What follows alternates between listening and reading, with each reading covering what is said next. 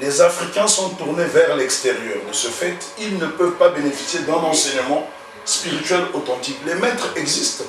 Moi, j'ai grandi en Occident, où j'ai vécu longtemps.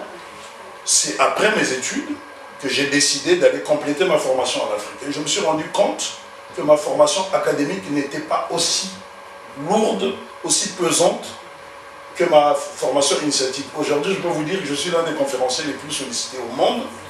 Et ces sollicitations sont dues à mon expertise acquise en Afrique. Ce n'est pas ce que j'ai étudié en Occident ou ailleurs qui m'a permis d'être ce que je suis aujourd'hui. Si vous avez pu m'inviter aujourd'hui dans votre studio, oui, c'est parce que j'ai un savoir, on va dire, inédit. Oui. Voilà. Et de ce fait, cela a été acquis en Afrique. Et si j'étais resté dans mon confort parisien ou londonien en croisant les bras, je n'aurais pas acquis ce savoir. J'ai décidé d'aller chez les Dogons.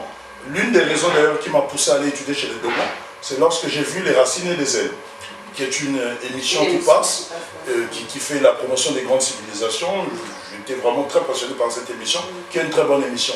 Et lorsqu'il a fallu parler de Tombouctou, on a parlé du sel, des dromadaires, et je me suis dit que c'était une escroquerie intellectuelle. Parce que Tombouctou a donné quand même... C'est beaucoup plus que cela, Tombouctou. C'est la première université au monde sans Corée, au XIIe siècle. Donc c'est plusieurs siècles avant la Sorbonne, c'est plusieurs siècles avant le Collège de France, c'est plusieurs siècles avant Yale, Oxford, Cambridge, etc. La première université au monde, c'est quand même à Tombouctou. Donc c'est une civilisation endogène. Et je tiens à dire